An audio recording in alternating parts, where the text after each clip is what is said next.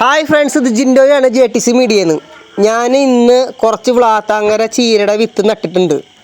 അപ്പോൾ ചീരയ്ക്ക് ഏറ്റവും കൂടുതൽ ആവശ്യമുള്ളത് നൈട്രജൻ കണ്ടന്റ് അടങ്ങിയിട്ടുള്ള വളങ്ങളാണ്. പൊട്ടാഷ് വളങ്ങളൊക്കെ കുറയ്ക്കാം, പൂക്കളിടുന്ന വളങ്ങളൊക്കെ കുറയ്ക്കാം.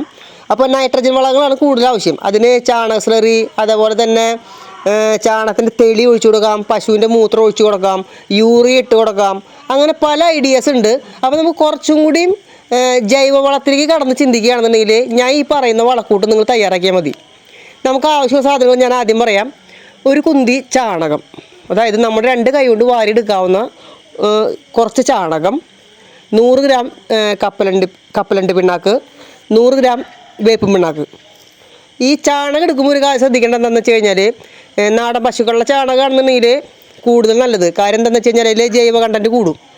അതല്ലാന്നുണ്ടെങ്കിൽ കാലിത്തീറ്റ, പെല്ലറ്റ് ഫീഡ് കൊടുക്കാതെ വളർത്തുന്ന പശുക്കളുടെ ചാണകമായാലും നല്ലതാണ്. ഇനി നമുക്ക് ആവശ്യമുള്ള എന്താണെന്ന് വെച്ച് കഴിഞ്ഞാൽ, ഒരു ബക്കറ്റ് എടുക്കുക. ഈ ചാണകം ആദ്യം ആ ബക്കറ്റിലേക്ക് ഇട്ടിട്ട് കുറച്ച് വെള്ളത്തിൽ നല്ലപോലെ അലമ്പി മിക്സാക്കുക. ശേഷം നമ്മുടെ വേപ്പും പിണ്ണാക്കും കപ്പലണ്ടി പിണ്ണാക്കും അതിലിട്ടിട്ട് നല്ലപോലെ മിക്സാക്കുക. ശേഷം വേണം നമ്മൾ അതിലേക്ക് വെള്ളം ഒഴിക്കാൻ. ഒരു കാരണവശാലും 10 ലിറ്റർ വെള്ളം എടുത്തിട്ട് അതിലേക്ക് ചാണകമോ നമ്മുടെ വേപ്പ് പിണ്ണാക്ക് കപ്പലണ്ടി പിണ്ണാക്ക് ആദ്യം തന്നെ ഇടാതെ ആദ്യം നല്ലപോലെ മിക്സ് ചെയ്തിട്ട് വേണം നമ്മൾ വെള്ളം ചേർക്കാൻ. ഈ 10 ലിറ്റർ വെള്ളം ചേർത്ത് കഴിഞ്ഞാൽ അത് ഒരു വലിയൊരു ഡ്രമ്മിൽ ഒഴിച്ചിട്ട് മൂടി വെക്കുക. എല്ലാ ദിവസവും ഒരു സമയം നമ്മൾ റൈറ്റ് സൈഡിലേക്കോ ലെഫ്റ്റ് സൈഡിലേക്കോ ഇളക്കി കൊടുക്കുക. അങ്ങനെ 5 ദിവസം കഴിഞ്ഞാൽ ഏറ്റവും നല്ലൊരു ജൈവവളക്കൂട്ട് നമുക്ക് തയ്യാറായി. ഏറ്റവും കൂടുതൽ നൈട്രജൻ കണ്ടന്റ് അടങ്ങിയിട്ടുള്ള സാധനമാണ് നമ്മുടെ കപ്പലണ്ടി പിണ്ണാക്ക്. ഇത് പുളിപ്പിച്ചിട്ട് ഒഴിച്ചു കൊടുക്കുന്നൊരു പ്രക്രിയയാണ് ഇപ്പോൾ ഞാൻ ഈ പറഞ്ഞു തന്നത്. ഇങ്ങനെ ചെയ്യുകയാണെന്നുണ്ടെങ്കിൽ ഏറ്റവും നല്ല രീതിയിൽ ചീരയ്ക്ക് തളിരിലകൾ ഉണ്ടാവും. അതേപോലെ തന്നെ ഉണ്ടാകുന്ന ഇലകൾക്ക് കേടില്ലാതെ വലുപ്പത്തിൽ കിട്ടും.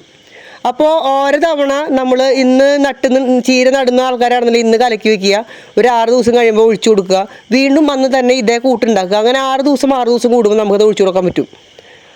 അപ്പോൾ ഞാൻ എൻ്റെ കൃഷിയിൽ ഉപയോഗിക്കുന്ന ഒരു ജൈവവളക്കൂട്ടാണ്. ഇതേപോലെ നിങ്ങളെല്ലാവരും ഈ ജൈവവളക്കൂട്ട് ഒന്നും ഉണ്ടാക്കി നോക്കി ഒഴിച്ചു നോക്കി കഴിഞ്ഞാൽ നിങ്ങൾക്ക് റിസൾട്ട് കാണാൻ പറ്റും. നമുക്ക് ഏറ്റവും കൂടുതൽ നൈട്രജൻ വളങ്ങളാണ് ചീരയ്ക്ക് ആവശ്യം. അതുകൊണ്ട് തന്നെ നൈട്രജൻ വളങ്ങൾ കൂടുതൽ കിട്ടുന്ന വളങ്ങൾ ചേർത്ത് കൊടുക്കുക. പിണ്ണാക്കും അതേപോലെ തന്നെ വേപ്പും പിണ്ണാക്കൊക്കെ പുളിപ്പിച്ച് ഒഴിച്ചു കൊടുക്കുക.